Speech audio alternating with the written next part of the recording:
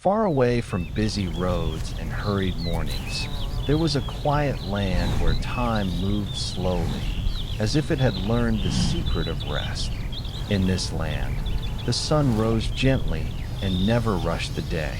The evenings arrived softly, wrapping the fields and forests in warm shadows, and the nights stayed long enough for dreams to unfold at their own pace. In a small village at the edge of this peaceful countryside lived an old donkey. The donkey had worked for many years. His hooves had walked countless paths, his back had carried heavy sacks, and his breath had risen and fallen with the rhythm of labor and duty. In his younger days, he was strong and steady, trusted by everyone who relied on him. But time, as it always does, had quietly passed. Now his steps were slower. His ears drooped just a little more, and his eyes, though still kind, had grown tired. One calm afternoon, while the wind whispered through the tall grass, the donkey overheard his owner speaking in a low voice. He is too old now. He can no longer work. The words were not shouted. They were not cruel, but they settled deeply into the donkey's heart. That night, the donkey stood quietly in his stable. The moonlight spilled softly through the wooden slats, painting pale silver lines on the ground. He felt no anger, no fear, only a gentle sadness and a growing understanding. His working days were over, and so, as the night grew deeper and the village fell asleep, the donkey made a quiet decision. He would not wait for an ending that felt empty. Instead, he would begin a journey. He had heard stories, soft, hopeful stories, about a town called Bremen, where music filled the streets and anyone with a song in their heart could belong. The donkey was not a singer, but he believed that every soul carried its own kind of music. And so, under the quiet stars, he began to walk. The first companion. The road was long, but it was not lonely. Crickets sang softly in the grass, and the air carried the scent of earth and leaves. The donkey walked slowly, letting each step fall naturally, feeling the ground beneath him. After some time, he noticed a dog lying beside the road. The dog was old too. His fur was thin in places, his eyes calm and wise.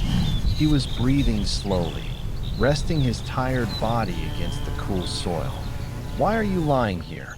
the donkey asked gently. The dog lifted his head and sighed.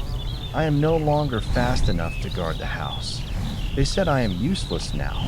The donkey listened quietly. He did not rush to speak. He simply stood there, steady and patient. "I am going to Bremen," the donkey said at last. "They say music lives there. You could come with me." The dog thought for a moment. The night breeze moved through his fur, and the idea of walking, of choosing his own path, felt comforting.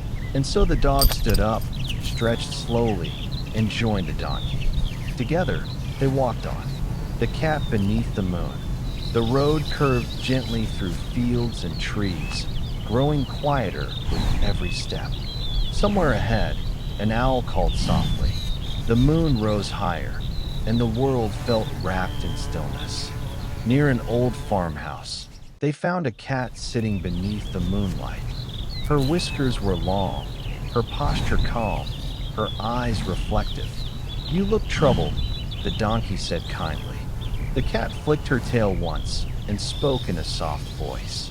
"My singing is no longer welcome. They say I am too old, too slow."